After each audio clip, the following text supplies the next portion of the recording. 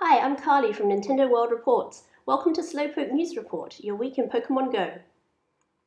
A quiet start to the week, but things quickly escalated in a series of forced and retracted updates that coincided with server-side changes that affected users at different times. We'll get back to that, but first let's cover the official newsletter announcing a Pokemon Go AR contest. Players are to submit their most epic AR photos on Instagram with the hashtag Pokemon Go contest between 12 AM PDT on the 11th of October to 11:59 PM PDT on the 25th of October. In UTC time, that's 7 AM on the 11th until 6:59 AM on the 28th. There are 10 prize packs for the winning photos based on scores with approximately 1/3 of the available points assigned to each of the categories of originality, creativity, and visual fun. The prize packs are valued at $240 each and consist of a Pokemon Go Plus, a poster autographed by the Niantic team, and a pair of wireless earbuds. Do note that certain countries are excluded from contest entries, with the full list in the rules on the PokemonGoLive.com website. Business Weekly Taiwan posted a short interview with John Hankey, CEO of Niantic. Translations of the interview reported that he said new features for the game would be coming to Asian regions, and new social features were being worked on as part of a better social mechanism. A new battle system would not come earlier than 2018, however the upcoming Gen 3 release was once again confirmed to be very soon. During the week, trainers found that Pokestops mysteriously were only dropping 2 items per spin instead of the usual 3 normal drops. The 10th stop bonus was also decreased to 4 items, and the normal random 4-item drops were reduced to 3 items. The issue was resolved a few hours later, but it was much longer before the fix reached all trainers, as it seemed to be dependent on the user account. It was thought that the reason was due to server load balancing. The update took time to reach all servers, so users connected to different ones might experience the issue for longer than others.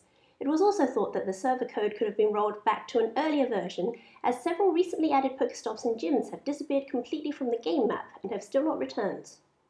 A single EX raid took place in Orlando, however the invite was received only 5 to 40 minutes before it started. There were enough people present to complete the raid before the timer was over this time.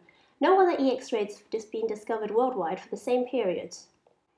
As we mentioned last week, versions 0.75.1 and 0.77.1 were pushed to the Google Play Store. They reached the Apple App Store surprisingly soon after, and updates were also forced after a very short amount of time. This caused problems as the update was in fact forced before it had been fully distributed, so some users were unable to log in.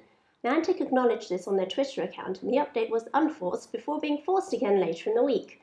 Update 0.77.1 was forced 3 times in total. Just when you thought we had finished talking about updates, the rollout of 0.79.2 started with the changelog stating only various bug fixes and performance updates would be included. The APK mines, though, have found several references to new features and a much-awaited leap closer to the release of Gen 3. A quick rundown.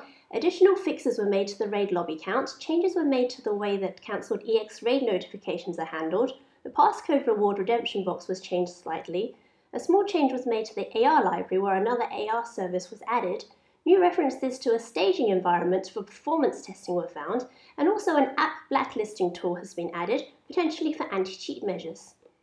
Now what we'd have all been waiting for, the sound files for all of the Gen 3 Pokemon, coding for the Gen 3 Pokédex entries badge, coding for the Halloween events, and new Pokemon Halloween music have been included.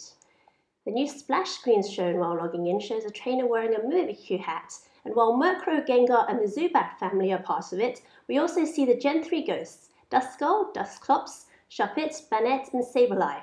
This matches with the Pokemon Company's Halloween news roundup about new Pokemon being found to register in the Pokédex, and we will absolutely see the start of the Gen 3 rollout during the event. That's all for Slowpoke News Report this week. Tune in again to NWR TV and check out all our articles on NintendoWorldReport.com.